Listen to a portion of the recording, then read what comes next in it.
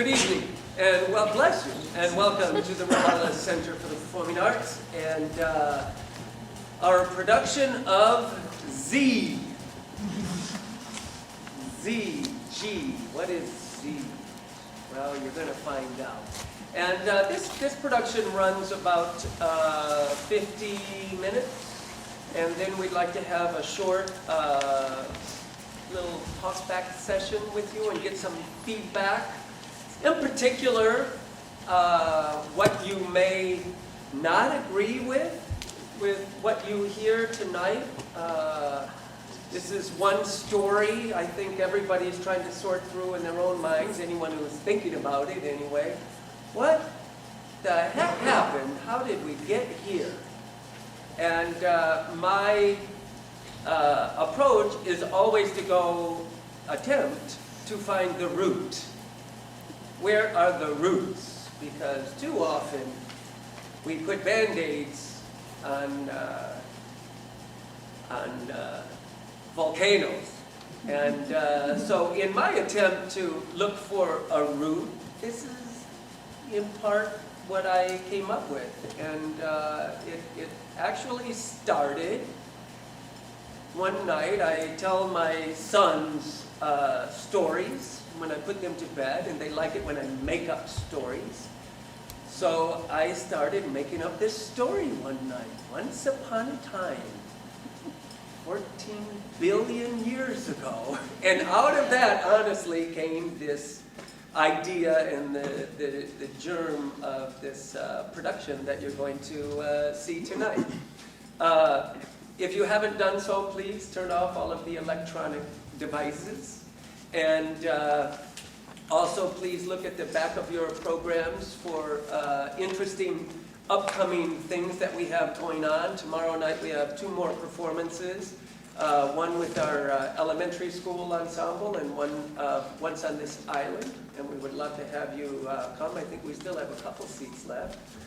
And then on March 8th, Sunday, March 8th, we are hosting the first Mid-Michigan Talent Showcase, which we would love to have you here, and we'll send out some information about that as well. And I put this Z backing that I called, which are the quotes. Anyone who would like a copy of that, we didn't make copies for everyone because it's a lot of paper, but anyone who might like a copy of that, if you just send us an email, I can send you the file and then you can print it out yourself or at least have it on your computer if you want to take the time to go through those quotes or have that all together in one place. I think that's all, and come join Lexi. That's what I wanted to say.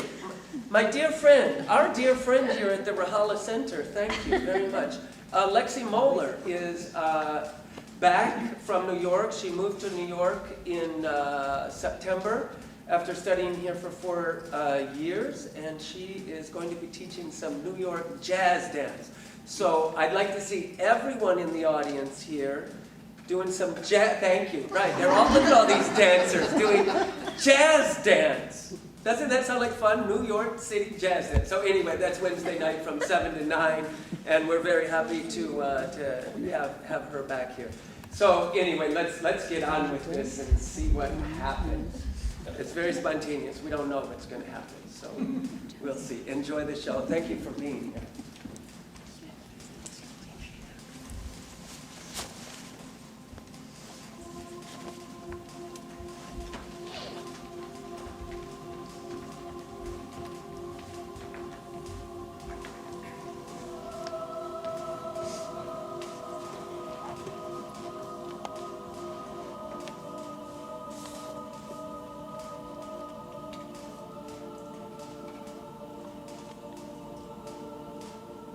Once, upon a place, 14 billion years ago, time and space were one and the same. In a far-off black hole, an explosion.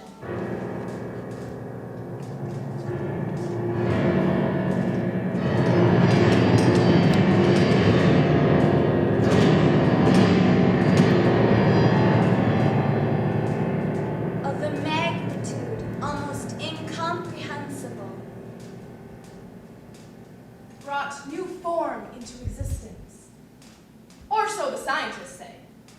Although some say a grand designer was part of the plan. They saw no science, no patterns, no natural law that governed life, and they deduced superstition. In any case, this unfathomable explosion changed the atmosphere everywhere. Although one place was created out of the chaos 10 billion years later and landed in the Goldilocks zone. Earth, close enough to its sun so as to not freeze, and far enough away so as to not burn up, and with enough stardust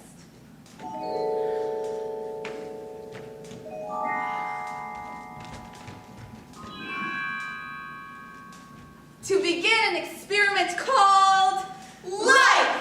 Now, how it was that this lucky planet, one of the billions of planets formed in its galaxy, arrived at just the right distance from a sun, itself one of billions of suns in its galaxy. It's a wonder of cosmic proportions.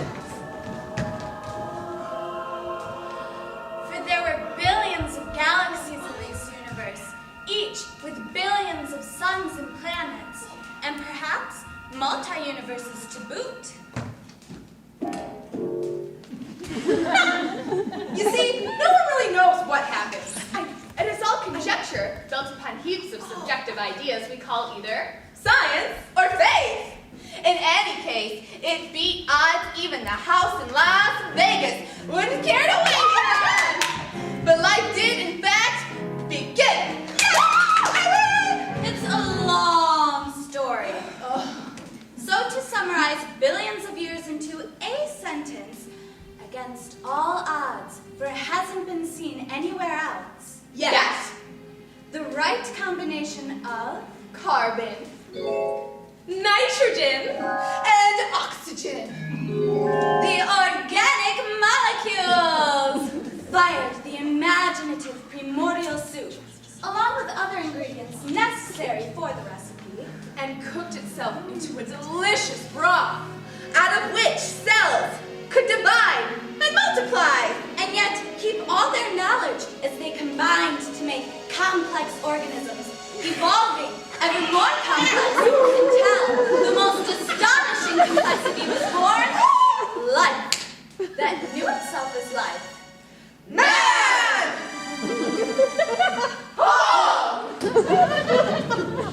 Well, woman and man. Well, man really means all these lives that knew itself as life. Well, it's hard to explain because some say Remember the grand designer belief. man, or should I say male, came first. But out of this too simple and incomplete form, The designer thought it needed more to be whole. for no whole man is enough, sister. Hence, from the rib of man, now this life, which we call human, did not always know itself as life. Only 50,000 years ago did it begin to develop an executive extension known as the neocortex, which reasoned and discovered tools and Fire. but when this happened, life took to the fast lane. Man now had an inkling that he could defeat nature, Tame her. control her, make his life better, safer, less unpredictable, and abundantly rich in things that pleased him. Now this pronoun simply must be male. Although there is a movement afoot that is giving women the same status as the male. At this point in the story, men were in charge, and women did nothing to stop this charge at nature. They too were hungry and scared. Now the fast lane, the super highway into the omnipotent future, really took off 10,000 years ago as man discovered the original path to abundance, agriculture! Now man could sit in one place and live without nomadic unpredictability.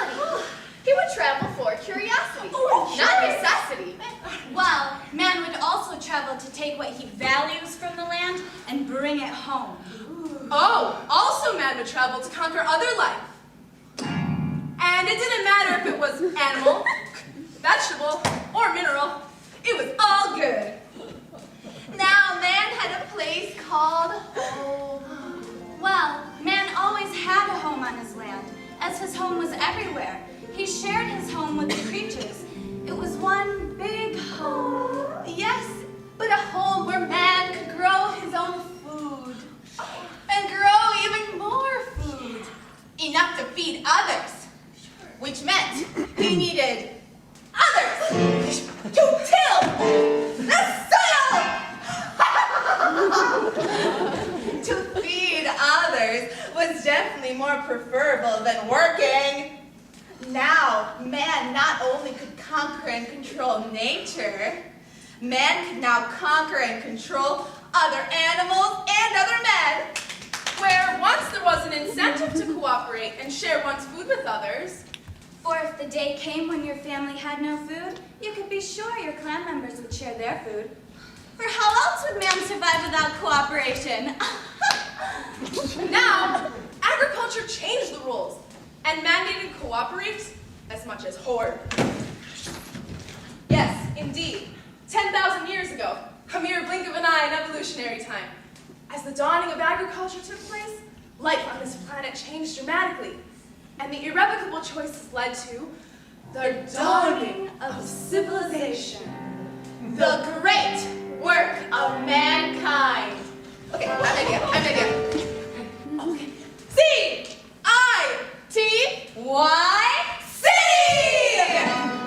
If now one man could sit and make his home immobile, stationary, and permanent, so could others. And as most men found it useful to live near water, many gathered in the same place, and sprouted a town. Until towns were aplenty. And now that men were property owners, they needed to protect their property. For the hoarding spirit now dominated the cooperative spirit. No longer could man be trusted, for the incentive to steal was now greater than ever. Property owners! This is another one that's hard to explain.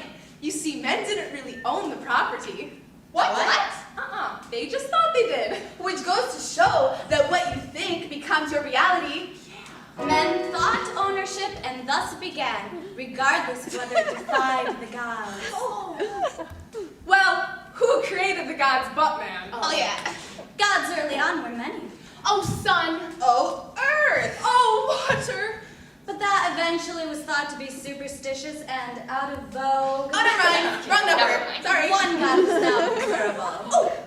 Unfortunately, not all men could agree upon which god the one god would be. It's mine. I call it. It's mine.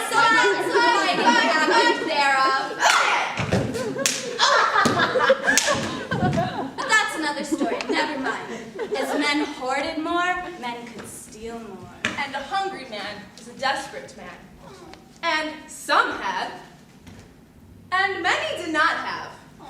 The haves and the have-nots were born. So now towns were to be decided upon.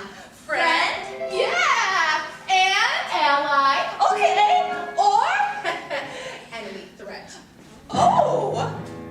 Whatever was decided upon, it was best to watch your backs, for even your best ally could quickly turn for your meat, your jewels, your treasures, and most certainly for your women. Ah, yes. Even women were now seizing power whenever they could. And cities became playgrounds for those that owned. Or at least said they owned. And to prove they owned, they made deeds made of paper that proved they owned. These landowners saw the advantages they had, and they built their fortresses on the backs of their slaves. Yes, slaves were common. They were part of the have-not families. Actually, they had not even a life. But, for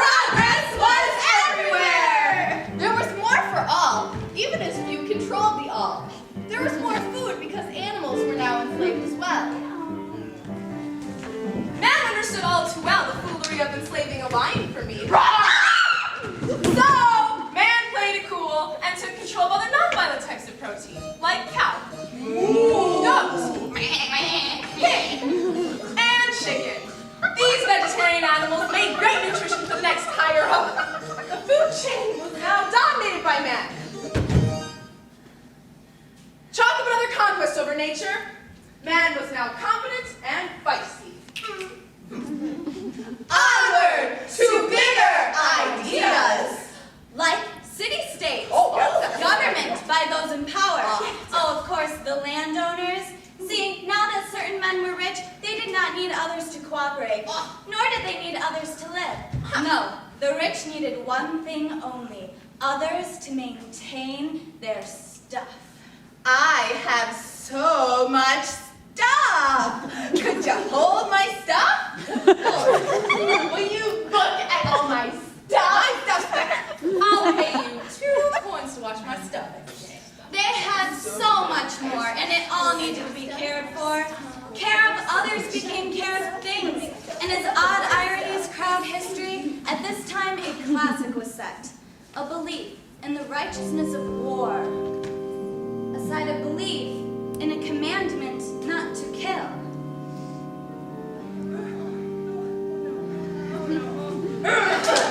For killing became a key to survival. The better the man was at killing, the more powerful he became. Man began experimenting with murder and unleashed huge armies to kill the other. Now, that other could be close at home or far away in the other city. It did not matter.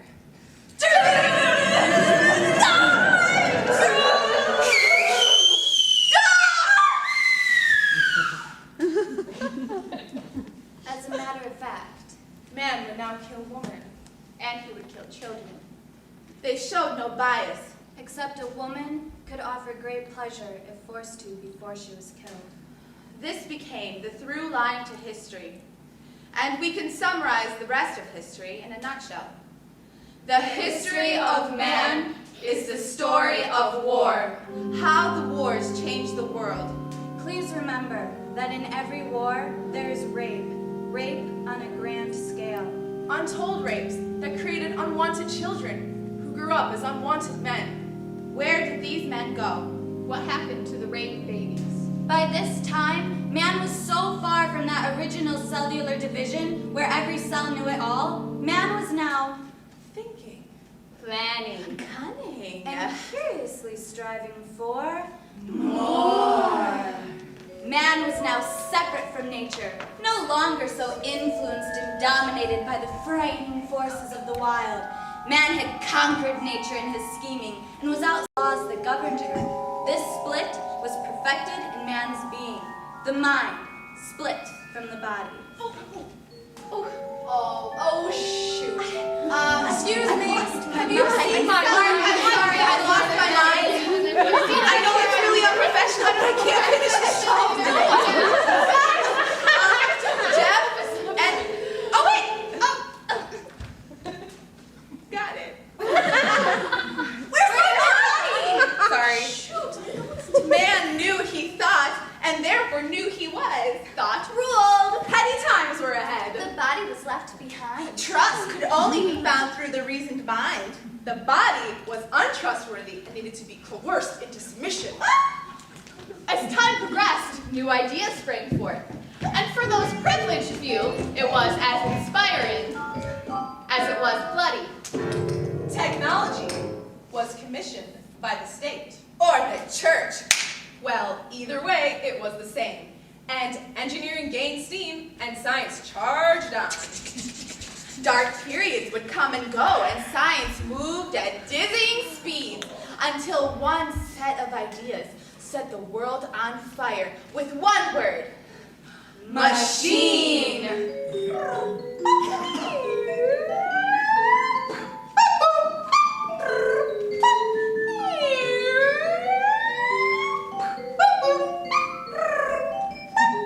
Now the separation, alienation from nature could reach its potential. Man could now design, engineer, and build machines which which would provide ease of communication and transportation, which would give him even more control over life herself.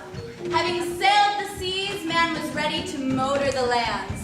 And motors needed to be built, along with other machines, like the primitive internet of communication, the telephone.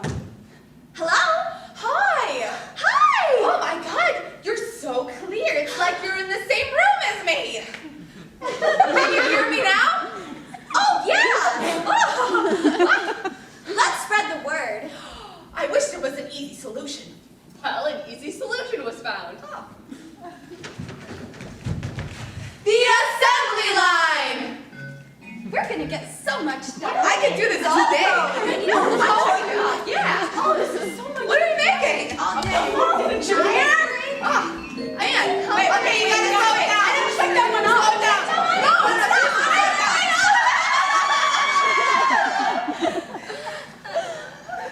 Sure, what was it but an extension of the earlier agricultural slave? Only this time it was simpler. The slave did not have to move or make any decisions. Just had one thing to do. It was so effective, the half families even paid the slaves to do it. Wow! Wow! Progress was flying! Flying would come a bit later. Well, time was certainly flying, as in flying by. Yuck, yuck. Time shortened. To tell your landlord in another town about your new invention, only a phone call away. Hello? Hi, I just invented something that keeps things fresh. Wow! Spread the word. Hello? Hey, Yana just invented a fresh box. You mean a fridge? Ooh. And if you wanted to tell him in person, only a locomotive trip away. Hi, I just invented something that bakes. Yana just invented a baker. How about an oven? You are so good at this. And if you were a banker, only an automotive trip away.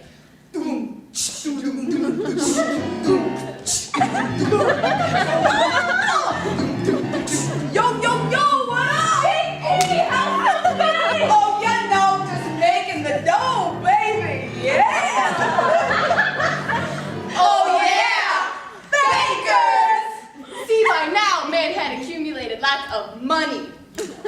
Oh, yeah. At least those who who are in that family from the very beginning called the Haves. See, at this point, to get into the family, either you had to be born into it, Oh, instead of a rattle, play with a gold brick. or you had to force your way into it. And remember those great hero generals you hear about? They got rich and got into the family. Thank you very much.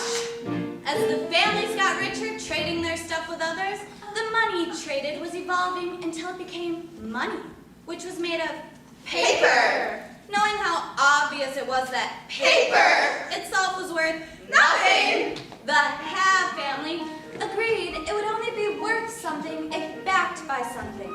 Something real, rare, precious, and real, like... What is gold, Alex? But gold was heavy. At least if you had as much as the Haves had. And so, the sacred house of the landlords was built. The temple of all temples. The church that would come to dominate all progressive societies. The bank! In short, go to any city. Find the biggest bank. Oh, he's so big. Who owns the bank? You have just discovered the most powerful man in town. And I can guarantee you that that man was one of the original landowners, honey. If not, he was very clever. Oh, yeah. Or very inventive. Oh, wow. Or dangerously mighty. Or Oprah Winfrey. Well, we're jumping ahead. First, television needed to be created. Then the daytime talk show. Oh, yeah. Then New Age psychobabble. You are too Dr. Phil and the rest. Yes, TV gave unprecedented unprecedented potential to reach out into the world and tell folks how to live better. I'll do it. And if one paid close enough attention to the ad men, one could find happiness by buying it. Buy the newest car, The coolest cigarette. the trendiest clothes, The perfect diamond. And see how wonderful life is when you get what you deserve. Oh, but so much happened in between the old-fashioned assembly line and the Madison Avenue multi-million-dollar Super Bowl commercial. Budweiser. But as history is easy to condense, war! Let us summarize the last 100 years. The American Civil War, the Austrian Civil War, The Algerian Civil War. the Chinese Civil War, the Japanese Civil War, The English Civil War. The Finnish Civil War. the French Wars of Religion, the Korean Civil War, The Salvadoran Civil War. The Indonesian Civil War. the Irish Civil War, the Greek Civil War, Opa, The Liberian Civil War. The Lebanese Civil War. the Mozambique Civil War, the Russian Civil War, The Gulf Wars. And the grand historical World Wars I and II. Oh, and don't forget, Vietnam! In truth, the last century alone gave us easily more than 100 wars. Well, maybe history isn't so easy to condense. Trying to sort out who won the wars and who owned the banks at the end. Actually, that part is easy. The halves of any side of war. And who got killed and who owned everything at the end. It's all very complex now. Actually, it's like our immune systems. Uh-huh. Complex forces fighting to stay alive. They say that the inner reflects the outer. Perhaps a way to end war would be to end our immune systems. But then we would all die. Either way, death is something man has not yet conquered. Shucks. Even more money in the bank cannot hold back death. Censored. Oh, those guys that ended up owning the banks, they too are part of a complex organism. They're now called the Central Bank! Every country has one. At least any country worth mentioning. And to find out who owns it is indeed a difficult task. But when you take the time to research, it can be surprising what you find. Oh, for instance, our central bank. The Federal Reserve! Oh, you mean Goldman Sachs? Was owned originally by a group of men. The haves of Europe, who came to America to build their wealth. The Rothschilds. And the Warburgs, And the Harrimans and the Rockefellers. leading the way. This way! And today, the Rothschild families of immense have ultimately controlled not only the wealth of the U.S. Central Bank, but the entire world as well.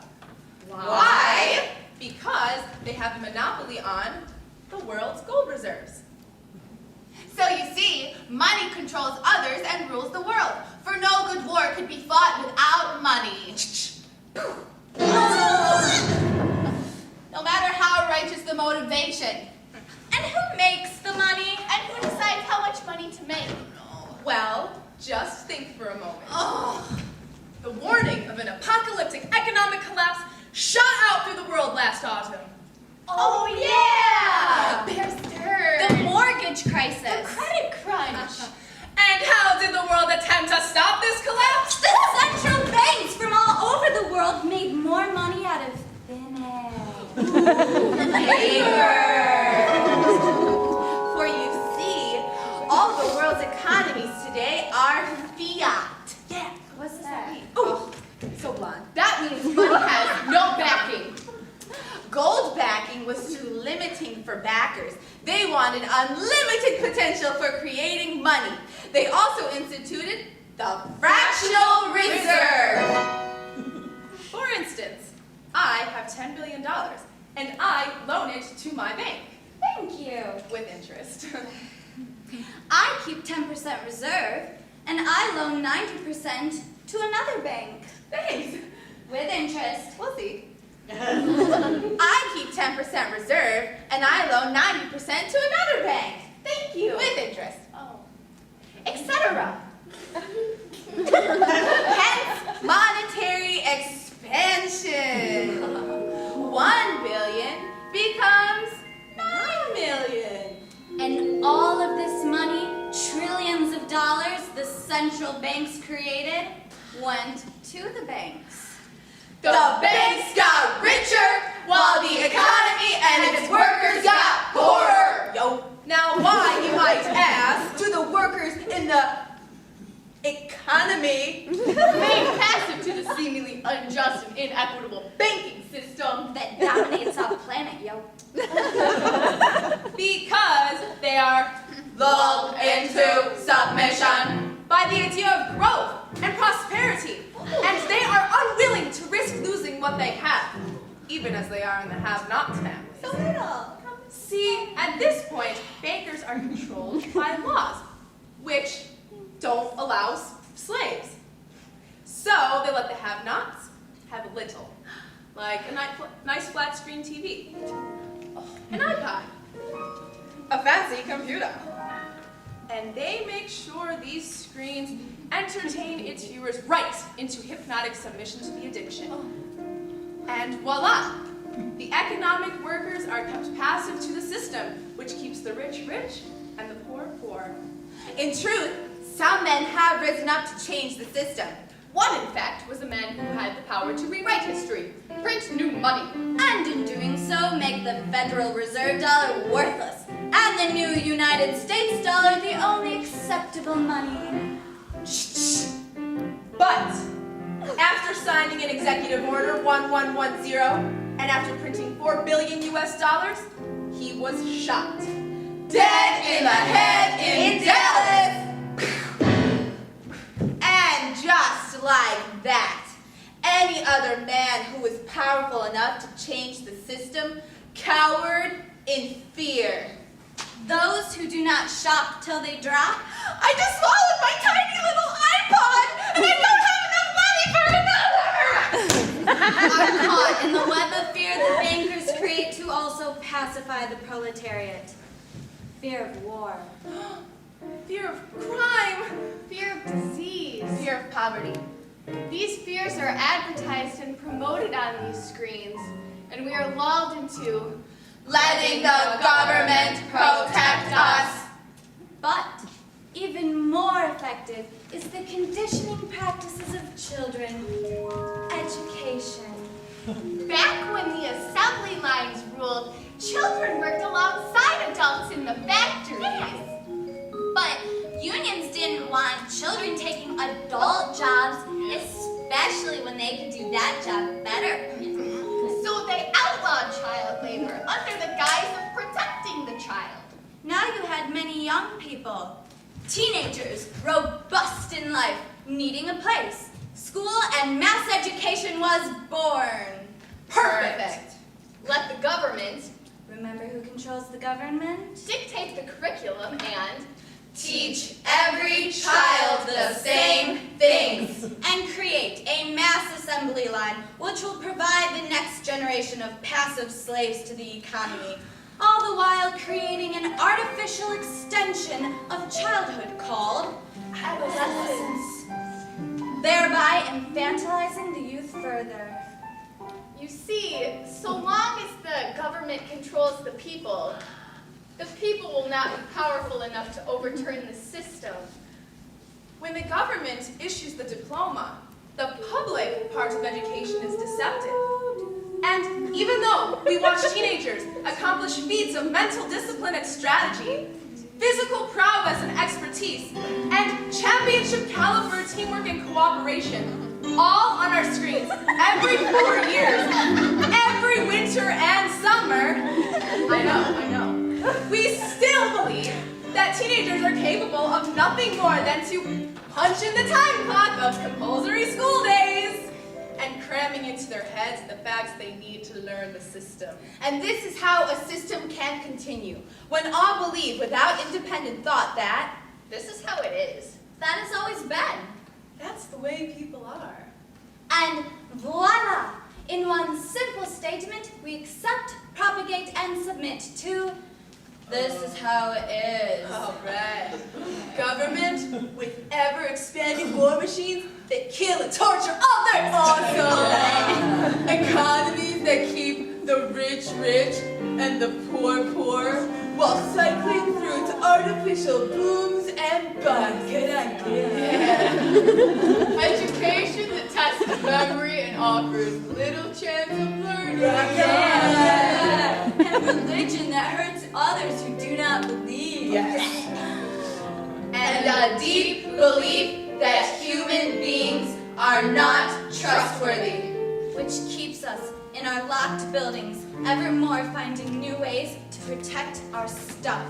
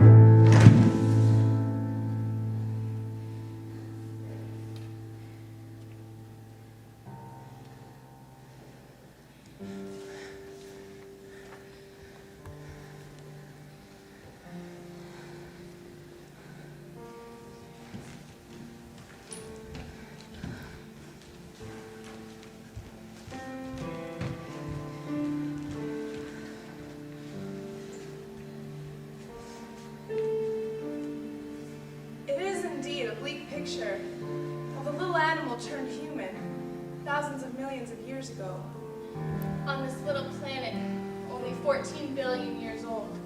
which came from a galactic explosion from out in space. Space.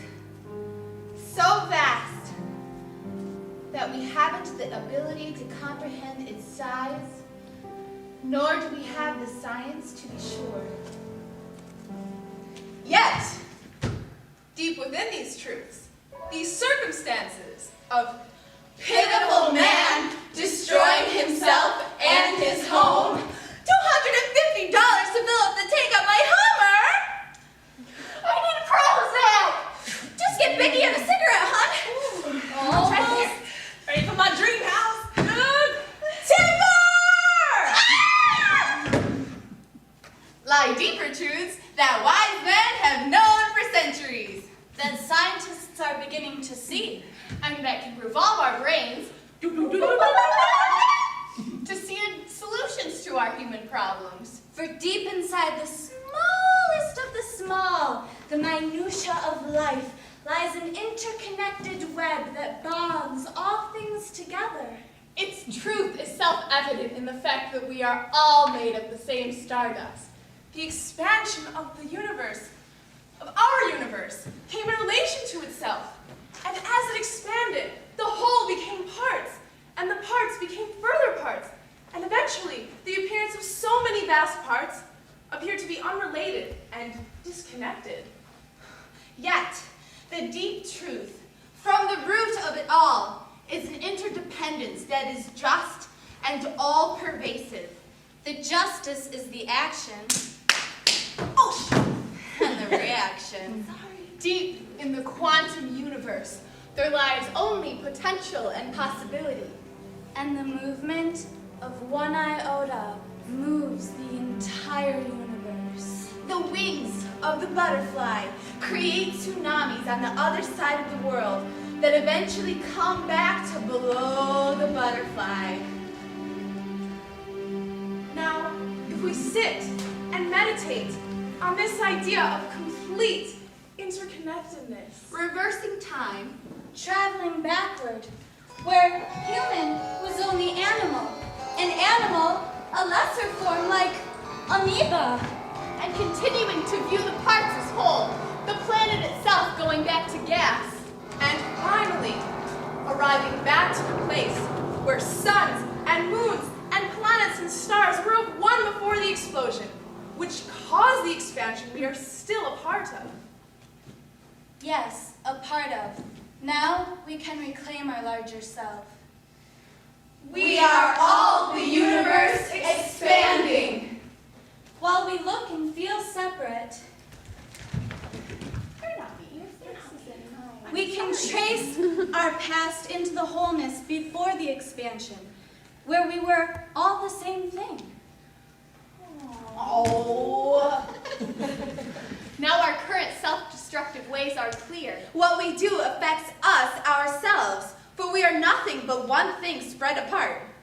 When the roots of a tree sprout the beginnings of a trunk, and the trunk expands into branches, and the branches expand into leaves, we still call the parts a tree. To hurt the leaf How? is felt by the whole tree. To slander and slay another Hi-ya! is to slander and slay ourselves. From this belief system, every act is an act towards ourselves. And if we act in self-preserving, And self-expanding ways. We will not harm. Ourselves or others. Ah! For now we understand that the mindless rule of childhood, So empty by adulthood. So often paid lip service to. so shallowly thought out, nah, was the only rule to create a world of wholeness. Do unto others. As you would have, Them do. unto you. for now we understand that You are the other, and the other is you.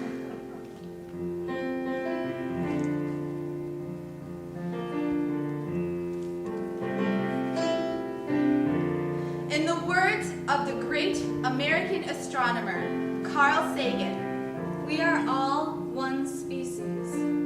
We are all star stuff, harvesting starlight.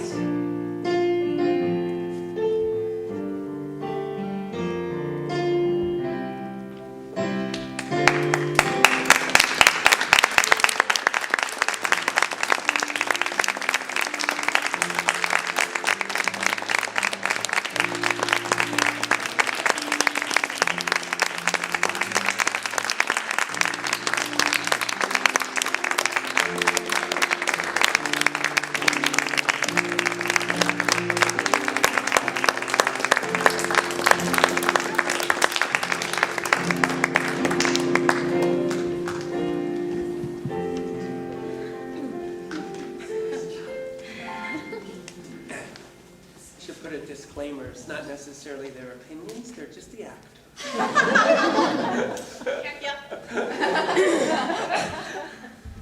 So, we thought we'd take a minute and get some feedback from you. You can ask the performers what it was like working on this piece, or about the whole creative process that we went through, or in particular, what you heard tonight and how that story impacts you and where you feel that it resonates as truth to you, or where you feel that that's a bunch of garbage. That's really ridiculous. Yes, sir.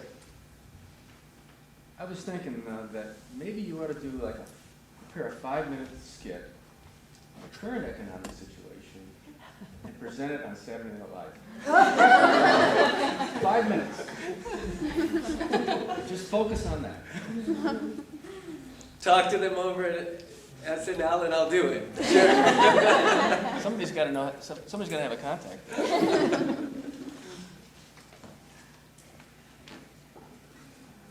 Yes. I agree actually with most of the stuff that you said, but I kind of felt that it was just a little negative. Like, I love the sarcastic way, because that's totally my humor. Like, I'm friends with Yana and she knows, like, this is totally the way I roll. But like, what about all the good stuff that agriculture brought? Like, separation of labor, you know, that like lets you dance. I mean, like, people farm so that, you know, so that you can dance. And Oh yeah, spend all your we could time- talk about that. I agree with you. Okay. Yeah, and agriculture right now is actually the original technology that now we are at a point in time where we should not have to pay for food. We have all the technology to feed, and we've known this for a long time, to feed the entire planet. So you're absolutely right. Technology is what will eventually save us.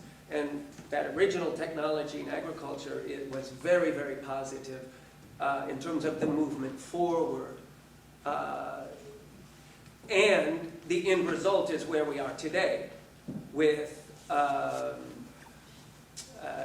I don't want to quote incorrect figures, but there is, I think it's 1 out of every 5 children in this country alone live in poverty. They're not eating well. And then you multiply that around the world, so the end result, the technology is fantastic, is great. The end result is what we have today, which to me is very bleak. It is negative in that way. If you look at it as positive or negative, I don't necessarily look at it in those terms. I do consider it bleak when we have that many people starving around the planet. So you're right, it is a negative picture. It is a negative picture that we try to point out because, as I said, the result right now is a very negative picture to me. And hopefully the end was somewhat positive, because I think that's a positive reality, that if we actually did and would live by the golden rule, truly and honestly, and not just mindlessly teach that, but actually live by that, we would be amazing. And we would have no poverty and no crime. And yes? Well, I would think that, like in Eastern philosophies, there's a duality in everything, and so I don't believe that there'll ever be no negative or no that other side of all of these good things that is the essence of mankind.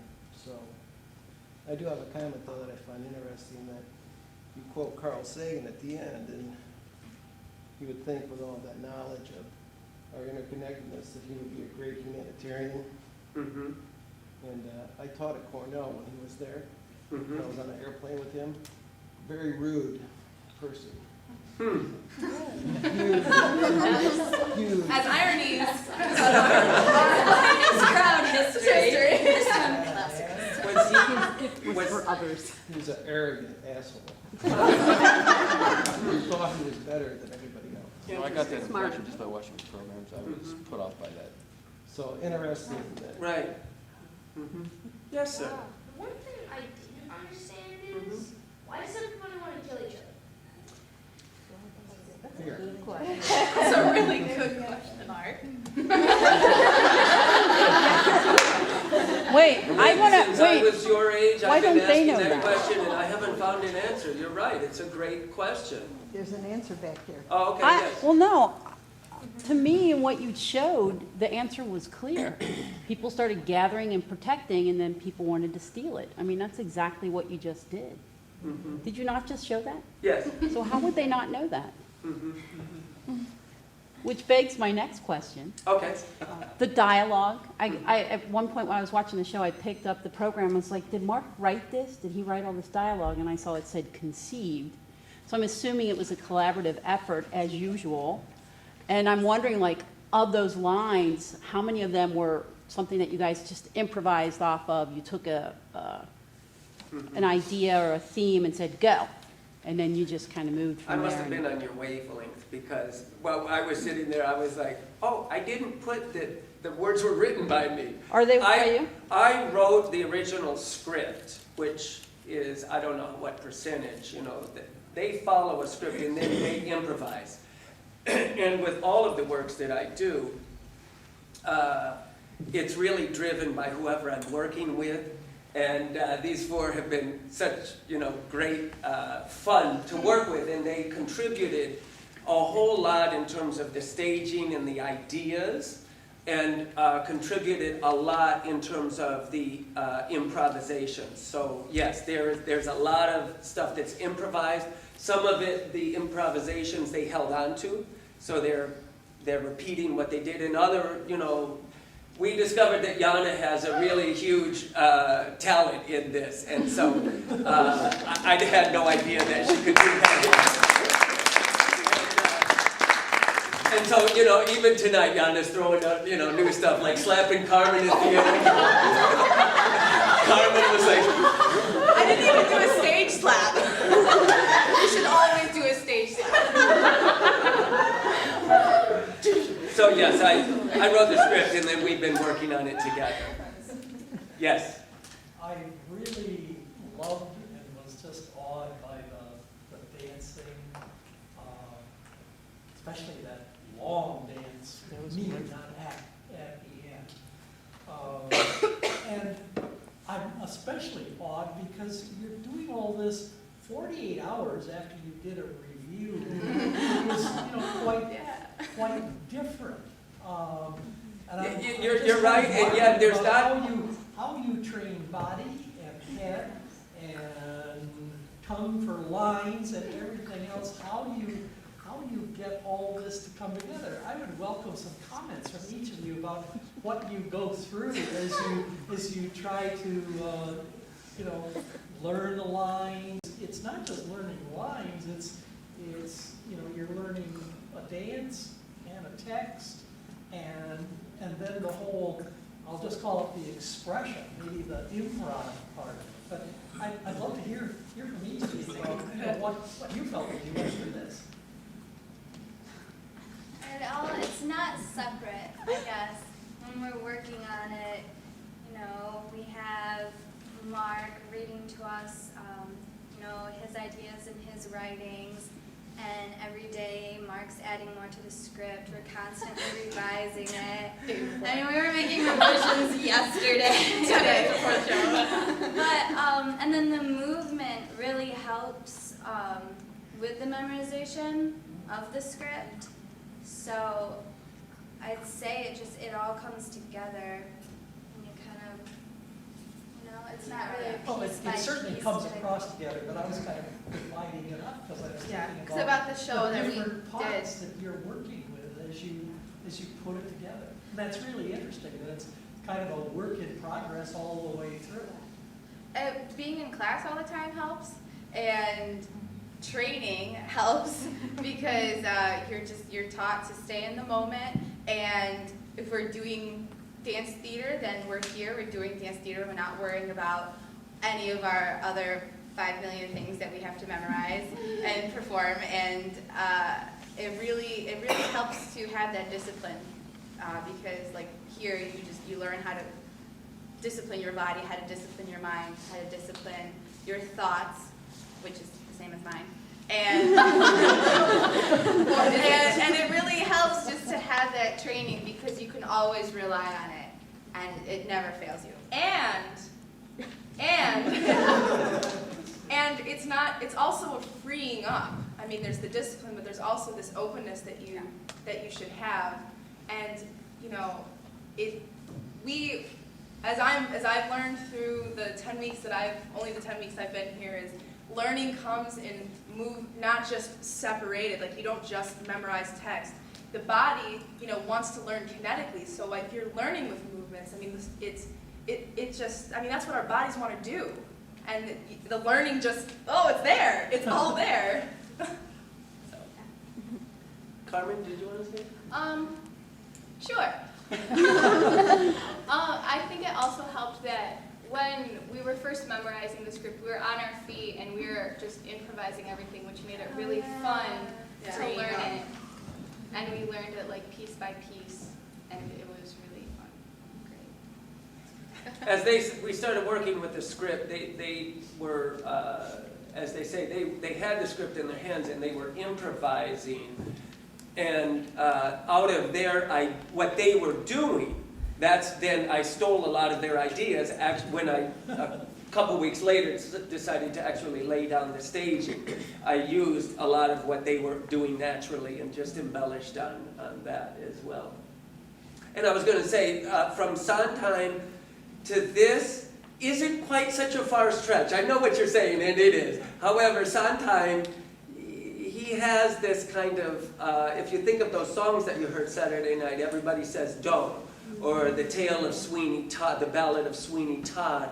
They're all very psychological, and they deal with real life issues. That's what I love so much about Sondheim. He stays really in the psychological human condition of experiences and circumstances. So, you had something, Jenna. Oh, I was just going to say, going along with what they were saying, I'm also a student here at the center, and with the way that Mark and Selena teach in the studio, instead of a discipline, as like it was said that it's a discipline, I think there's a knowing as a performer with the way that we learn. There's a knowing and a respect for what you're doing. Instead of, I'm disciplined, this is what I'm going to do because Mark told me to do it, we respect our own craft and we have a knowing in our body of what it is, that we are respectful enough to ourselves and to our other partners in life that we do what we are supposed to do, what we love to do. And it's easy, and it all comes together that way because we have that own respect for ourselves, first and foremost. Yes, sir. Another thing I didn't understand was how can the mind leave the body? Anyone want to answer that? Brain fall out, or? Well,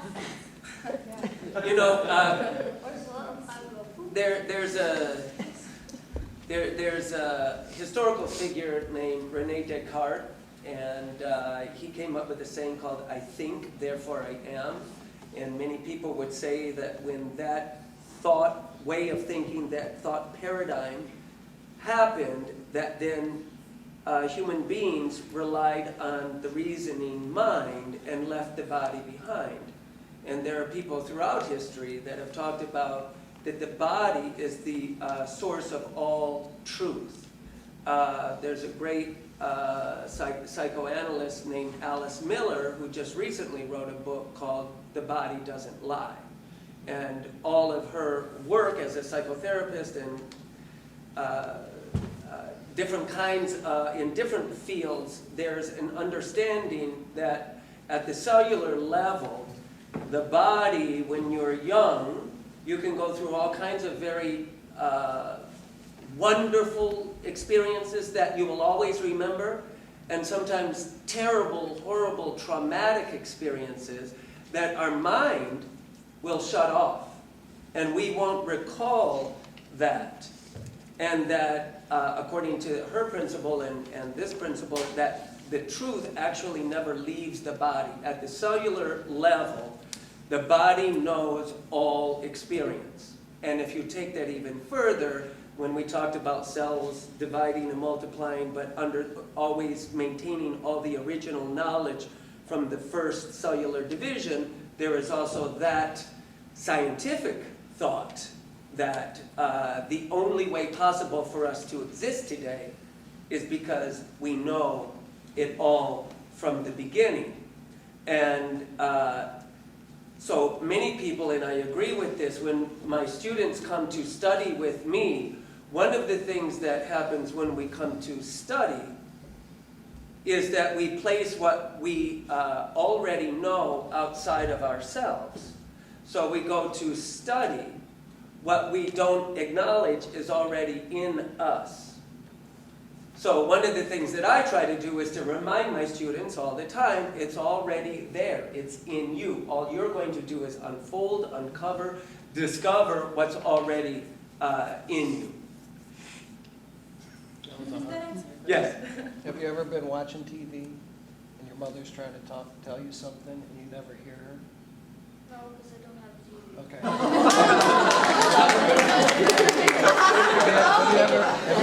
Have you ever been daydreaming? What is it? Legos. Playing Legos. And your mind's so enthralled in that, she's talking to you, but you don't hear. She has to say it 3 or 4 times. So why is it, your ear is right there. Why doesn't your body hear it? My mind's on it, but I hear her say it, and I'm like, okay. But see, that's where that is, in some ways, is how your mind has left your body. Because your mind is so thinking about something, you've lost touch with some biological function like hearing. Does that make sense?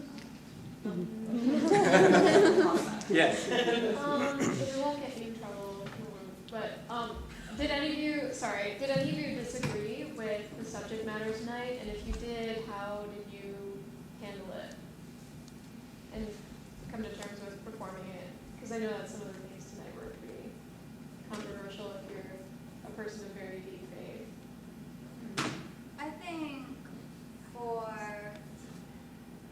most of us, I mean, Mark wouldn't just throw this on anyone who wasn't open to different ideas that aren't necessarily like socially accepted or socially known. And I mean, reading the script, there's some things that come up that I hadn't thought of before, and you know, it made me really think about it and think, do I believe this, you know, do I not? But in the long run, I mean, I'm really open to this kind of work and I love it, but at the same time, as an actor, you just, you know, you put your personal beliefs aside and you do what you need to do to make the performance and to share things with others, no matter what it is. Right, that's what I was going to say. I mean, when you come down to it, it's a piece of theater. And, you know, as an actor, if you play a part that's a serial killer, you know, unless you're like Method, you're not like gonna go off and like kill someone. So you don't necessarily need to really have the exact same ideals. And like Bevez said, we're all open to it, and you just treat it. And if you're not, then you put it away and you treat it as a piece of theater and you do your job. The disagreements didn't come up, it just wasn't part of it. I don't know whether they agree with it or not. They didn't tell me that they didn't. We just did our work, and I think that's a testament to their professionalism as they're talking about. They're addressing it by saying, we're actors, we're doing our job, and many times we perform roles that we don't agree with. Yeah, I mean, I don't really know how I feel about about these subjects because I still feel so uninformed. But I'm open to anything. I think that openness just is all I needed to get into this character. And it doesn't matter if I believe it or not. You know, when I'm acting it, I believe it. And that's the whole art of acting anyways, is you're just being. Well, I was wondering specifically too because you, a lot of what you did, he wrote into the script later on. I was just wondering if there was any interchange of disagreements or anything like that that had anything. Oh yeah, we had a disagreement once. Yeah. Wait, We had a disagreement about how men are still getting paid more, and we said, where are you getting this from? We're like, no, it's much more equal today. He's like, no, go look at it. We're like, I don't have time to do research, okay? We don't have time.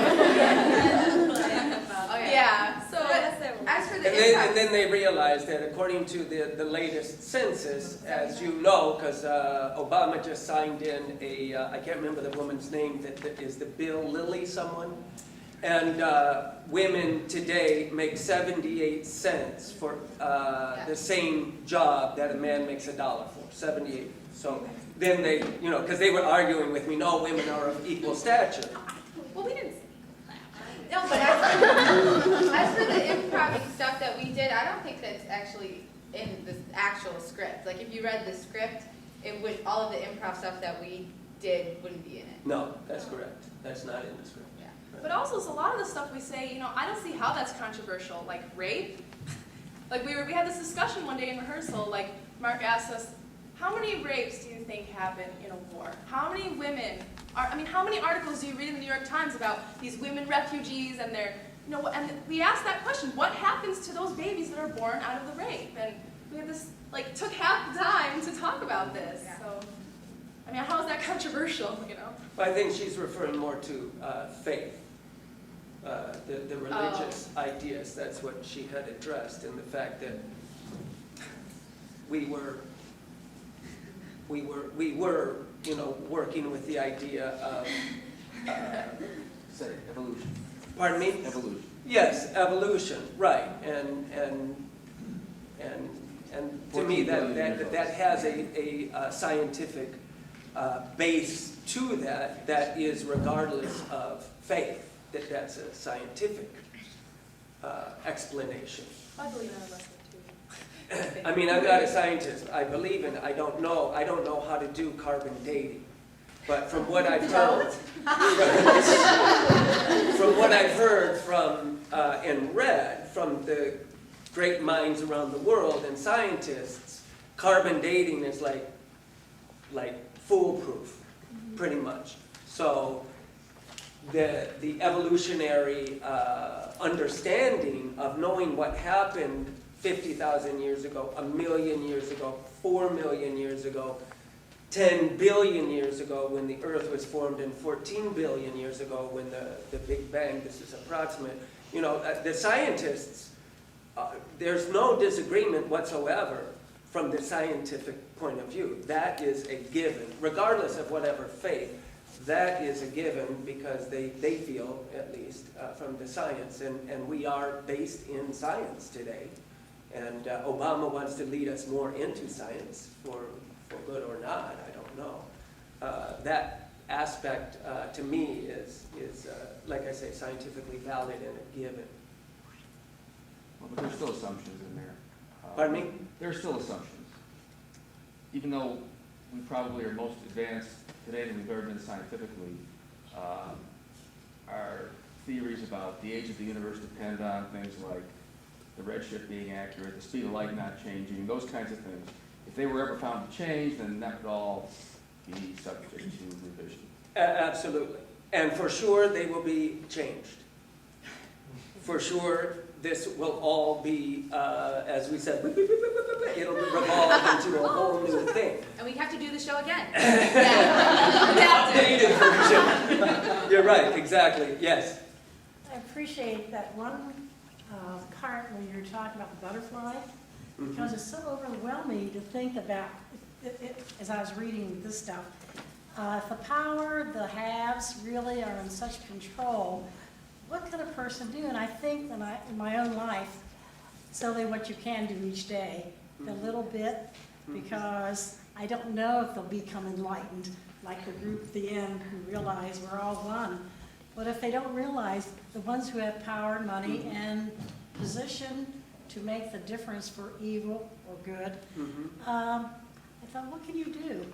And this is a very powerful play, but that one episode or that one part gave me the feeling of, oh, okay, just whatever we can do, wherever we are today, in the moment, as you say, it does make a difference. It's just the delight of your playfulness, that gives me a lot of hope. Because when I read this is scary stuff. It is scary, that Very stuff, the scary. Z backing quotes that I have there. It's very scary, and I agree with you. How, for me, even though it feels very apocalyptic what's going on, and it is doom and gloom, I also have great faith in the fact that life is an emergent, has emergent qualities. So what we call evil is just life emerging in one direction. And so that's our personal preference, to not have it go in one direction and to have it go in another direction. If the species of human beings go extinct, life will continue. We are just that little speck in this humongous universe that we depicted there, and life will continue. And every day, when I see my boys' faces, and my wife, and my students, and my musical director, and all of you, you know, there's great faith in just being with each other, and doing what little bit that we can. Exactly. What little bit? If the powers that be with the money, if they control, if they really do control it, as I believe they do, as those quotes a lot of people talk about, then if they go in one direction, we have to submit to that, or we must rise up and create a revolution. I don't know if people will do that. They're doing that in Europe a little bit already. They're protesting like crazy in Europe. So, I don't know, yes? If you and we are right about the power of butterfly and butterfly wings, then the haves and the bankers don't run the show. Our job is to be butterflies and make sure that we spread our wings. And there is a possibility for your next script, sort of butterflies versus the bankers. Very well said. Very well said. Thank you. I think that's a great place to. I think the scary thing is that they really don't run the show. They think they try, but they don't. They don't control it. If they did, you wouldn't see people all around the world afraid about what's happening in the markets. They don't have a clue. Except that when you see him when you see Treasury Secretary talking about his plan, he looks like a deer in the headlights. They don't know. I believe that that's, they don't know. I believe that you're accurate. They're afraid, and they don't know what's going to happen. And I believe that's not because they're not in control. It's because the system of which they created is out of their control now. That's what I feel. They are in control. However, they created a system of credit. And when that credit expands the monetary currency to a certain degree, where we have now, where the banks are really insolvent, they're out of control. That's what they fear. My take is, we're already beyond saving the system, and I think they know it. I think they're buying time.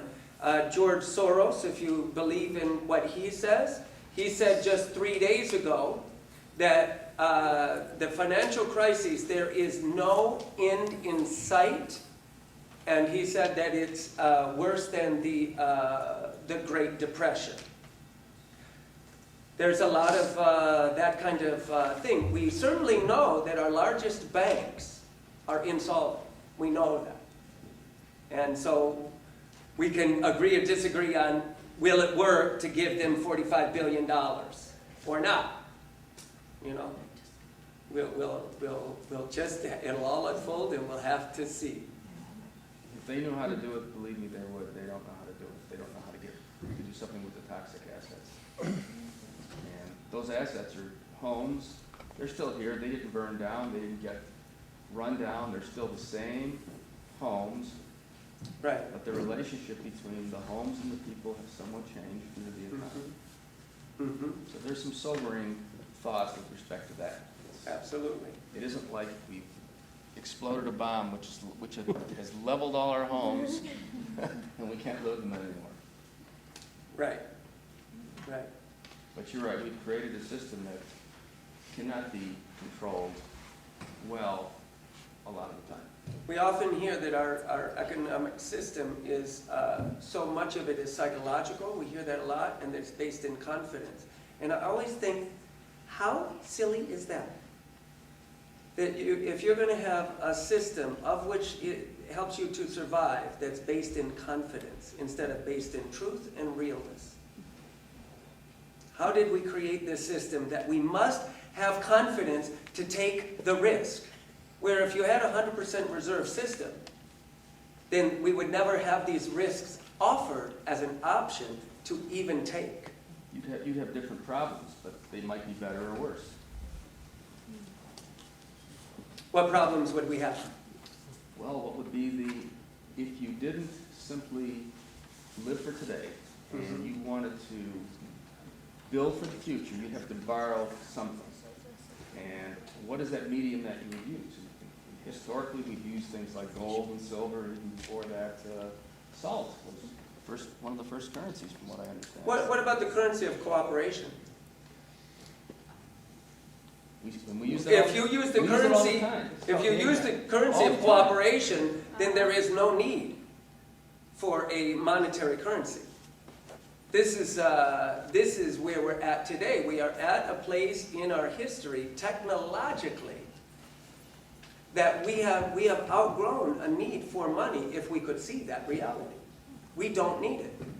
We can make every single person on the planet healthy.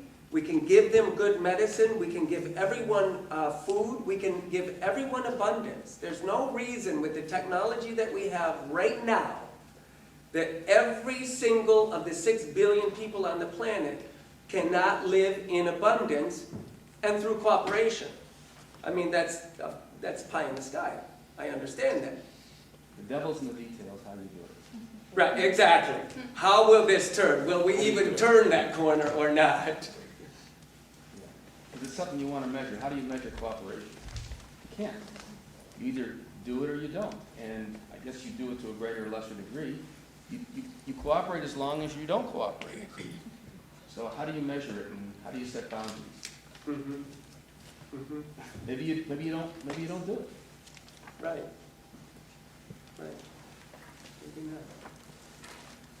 Yes, sir. Well, bottom line, I just think the kids or young ladies up there did a great job, and really enjoyed the show. Thank you very much.